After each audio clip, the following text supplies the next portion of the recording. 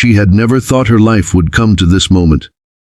The sound of wedding bells echoing through a grand cathedral, the scent of roses thick in the air, and her heart breaking into pieces as she watched the man she once loved pledge forever to someone else. From the shadows at the back of the hall, Amelia Hartwell stood, her hands clasped so tightly around the edges of her shawl that her knuckles turned white. Every note from the organ was like a dagger, every burst of laughter like salt pressed into an open wound. Her husband of 12 years, Richard, now smiled at another woman, his mistress turned bride, while Amelia bore silent witness to the cruel rewriting of her life. She had once dreamed of her wedding day too. Not like this, of course. Not in glittering cathedrals filled with strangers who applauded loudly but loved little. No, Amelia's dreams had been quieter. She had dreamed of a simple ceremony, just family and close friends, with Richard holding her hand and promising that they would build a life together, no matter what storms came their way. Back then, she believed him. She believed every word he said, every promise he whispered in her ear when they were young and hungry for success.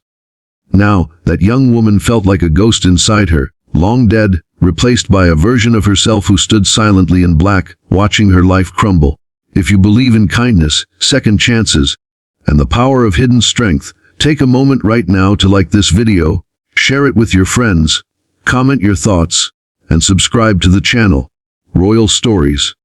Because today's story is one that will break your heart and heal it at the same time. Amelia met Richard when she was just 22, fresh out of university with more ambition than experience. He was older, but not by much, only a few years, a man with sharp blue eyes, an easy smile, and the kind of confidence that drew people in.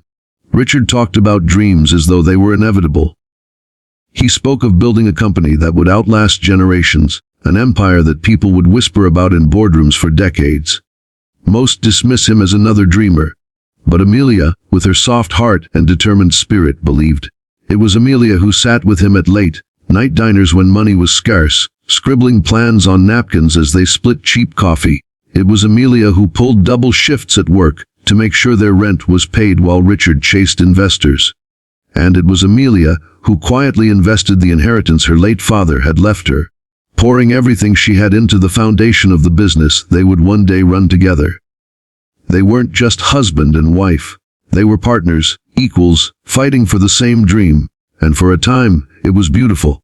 They celebrated every small victory with champagne, no matter how cheap the bottle. They stayed up nights dreaming about the future, about vacations they'd take when things were better, about the house they would one day buy. Amelia believed in them, not just Richard, but them. They were together, and when the business finally took off, when contracts started pouring in and money stopped being a worry, Amelia thought they had finally reached the life they had always promised each other. But success has a way of changing people. The late nights that once belonged to her now belonged to boardrooms and parties. Richard, who had once hung on her every word, started brushing her off. He became sharper, colder, his smiles reserved for colleagues while Amelia became more of a background presence in his life. And then came the whispers. The kind of whispers no wife wants to hear. That Richard had been seen with another woman. That he was staying later and later at the office, but never alone. Amelia tried to ignore them at first. After all, hadn't they put everything together? Surely he wouldn't betray that. But denial has an expiration date, and hers came the night she found a forgotten scarf in the back of his car, a silk scarf that smelled of perfume she never wore. When she confronted him, trembling and desperate, Richard didn't even try to deny it. He told her the truth with a casual cruelty that would scar her forever. He was in love with someone else. The mistress was younger, glamorous, the kind of woman who fed his ego with compliments and flattery. Isabel, that was her name. Amelia remembered the first time she had met her. Introduced as a business associate, Isabel had smiled sweetly, shaking Amelia's hand with perfectly manicured nails. Amelia had welcomed her, even invited her into their home. And all the while, Isabel had been slipping into the space between them, taking what Amelia had spent years building. Still, Amelia didn't leave, not because she was blind or weak, but because walking away meant losing more than a husband. It meant losing the company she had poured her heart and soul into, the dream she had built with her bare hands. It meant giving Richard exactly what he wanted, freedom without consequence, And so, she stayed, even as the humiliation grew heavier each day, even as Richard paraded Isabel around, as though Amelia had already ceased to exist. Then came the announcement that broke her. Richard publicly declared that he was divorcing Amelia and marrying Isabel. The press devoured the story, splashing headlines about the power couple, who had found love in each other, erasing Amelia from the narrative as if she had been nothing more than a footnote. On the day of the wedding, Amelia thought about staying home, about sparing herself the agony of seeing it all unfold. But something deep inside urged her to go, not to beg, not to fight, but to witness. To stand there and face the life she was losing. She wore black that day, not because she had to, but because it felt right, like mourning. Her heels clicked softly as she entered the cathedral, and every head turned to look at her, whispers rippling through the crowd. She ignored them, walking slowly to the back pew, her head held high though her heart felt like it was crumbling. The cathedral was breathtaking. Golden chandeliers bathed the hall in soft light, and white roses lined the aisle, their scent heavy in the air. Isabel stood at the altar in a gown that shimmered like moonlight, her smile as polished as the diamonds on her neck. Richard looked at her the way he used to look at Amelia, and that was the sharpest cut of all. The vows were exchanged, the rings slipped onto fingers, and the guests erupted in applause as the priest declared them husband and wife. Amelia sat motionless, her eyes dry though inside she was drowning. The moment was surreal, like watching a play where she had once been the lead, but had now been replaced by an understudy who fit the role better. She thought it would end there, that she would slip away quietly when the crowd moved to the reception. But fate had something else in store. The master of ceremonies, a man who thrived on spectacle, took the microphone and, with a cruel grin, invited Amelia to the stage. Perhaps the former Mrs. Hartwell would like to say a few words. He joked, sending ripples of laughter through the crowd.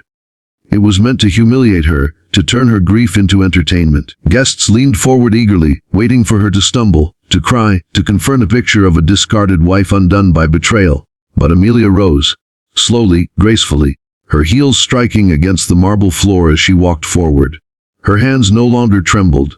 Her voice, when she began to speak, carried not the tone of a broken woman, but of someone who had finally remembered her worth. Amelia stood before the crowd, the microphone cold in her hand, her black dress absorbing the golden light of the chandeliers above.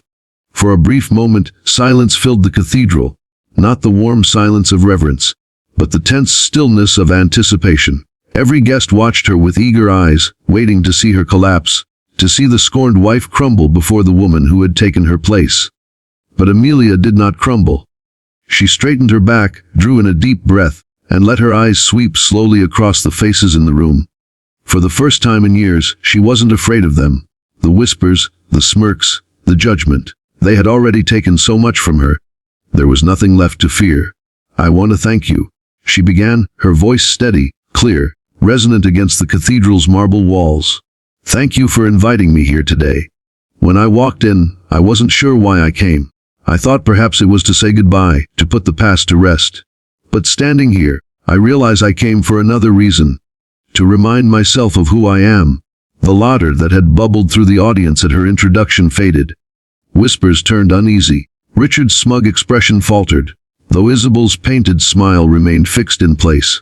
Amelia continued, her voice gathering strength with every word. "Many of you know me only as Richard's wife, or rather, his ex-wife now. You know me as the woman who was replaced. But what most of you don't know, what few people outside this room have ever cared to learn, is that before Richard had success, before the wealth, before the empire, there was me. I was there when no one believed in him. I was there when the company was nothing but a dream scrawled on a napkin at a diner. I was there when we had nothing, when every dollar was borrowed and every step forward was a struggle." The guests shifted uncomfortably. Those who had laughed now sat frozen, guilt creeping into their eyes. Amelia's words were not desperate pleas. They were truths that cut through the air like glass. "I poured my inheritance into the company," she went on, her voice trembling now not with fear, but with emotion. "I worked late nights, weekends, gave everything I had, not just my money, but my time, my energy, my life. I believed in him. I believed in us. And together, we built something that would one day become a name every household knew." She paused, her gaze locking with Richard's. His face had gone pale, his jaw tight, his hand gripping Isabel's as if holding on to her could anchor him. Isabel, though still smiling, had gone stiff beside him, her fingers twitching nervously against her gown. And yet, Amelia said softly, when success came, so did betrayal, not just of me, but of the very foundation we built together. I was cast aside, erased from the story, as though I had never mattered. But the thing about truth is, it doesn't disappear just because people stop telling it. She let that hang in the air. Then she smiled, not bitterly, but with the quiet confidence of a woman who had finally stepped back into her power. What most of you don't know, she said, her voice sharpening, is that when Richard and I built this company, I was careful. I made sure that while he chased contracts and investors, I secured the foundation. I signed the papers. I held the shares. And today, while you celebrate this marriage, let me remind you of one thing. This company you all admire, the empire Richard claims as his, does not belong to him alone. It belongs to me. Because I am and have always been the majority shareholder. The cathedral erupted. Gasps rang out like thunder, shock rippling through the crowd. Some guests clutched their pearls, others leaned toward their neighbors in frantic whispers. A few even stood from their seats, craning their necks as though trying to catch every nuance of this revelation. Richard's face contorted with rage and panic, his hand tightening around Isabel's so harshly she winced. "You're lying," he muttered under his breath, though the microphone caught the edge of his words. Amelia tilted her head slightly, her smile widening. "I don't need to lie, Richard," she replied smoothly, her eyes glinting. "Every lawyer, every board member, every contract you've signed, they know the truth. I have remained silent all these years, letting you bask in the glory, letting you take the stage. But no more. Today, you stand here believing you've won, believing you've humiliated me. But in reality, you've just married into an empire that you do not control. An empire that I do." The chaos in the hall intensified. Some guests cheered under their breath, unable to contain their admiration for Amelia's strength. Others glanced at Richard with pity, watching the mighty man crumble before the woman he had tried to destroy. Isabel's smile finally broke, her face flushing red as realization struck her. She had married a man whose crown belonged to someone else. Amelia stepped back from the microphone, her heart pounding but her face calm. For years she had carried the weight of betrayal, the burden of silence, the humiliation of being forgotten. But in that moment, with every eye on her, she felt lighter than she had in years. She had spoken her truth, and no one could take that away. The ceremony, once so pristine, dissolved into chaos. Guests swarmed, reporters whispered, cameras flashed as the story of the year unfolded before their eyes. Richard tried to salvage the moment, pulling Isabel close, forcing smiles for the cameras. But it was too late. The narrative had shifted. He was no longer the victorious groom. He was the man who had underestimated the quiet strength of his wife. Amelia left the cathedral before the crowd dispersed. She didn't need to stay. She didn't need to watch him squirm or Isabel fume. She had said what needed to be said. Her heels clicked against the marble floor one last time as she stepped into the cool night air. The stars above seemed brighter than they had in years. For the first time in a long time, she didn't feel broken. She felt free. Her phone buzzed with messages, calls from board members, texts from friends who had once pitied her now flooding with admiration. But she ignored them all. Tonight wasn't about victory. It wasn't about revenge. It was about reclaiming herself. The woman who had once been reduced to nothing more than the ex-wife was gone. Amelia Hartwell, the true architect of the empire, had returned. And though she knew the road ahead would still be difficult, there would be battles in boardrooms, scars in her heart, and nights when loneliness crept back in. Amelia also knew one thing for certain: she had survived the worst, and she would rise even higher. If this story touched your heart, if you felt Amelia's pain and her triumph, please like this video, share it with someone who needs inspiration today, leave a comment below and subscribe to Royal Stories to never miss more tales like this. Your support helps us bring more emotional and powerful stories to life. And before we end, tell us in the comments, if you were in Amelia's place, what would you have done? Would you have stayed silent, or would you have revealed the truth like she did? We'd love to hear your thoughts.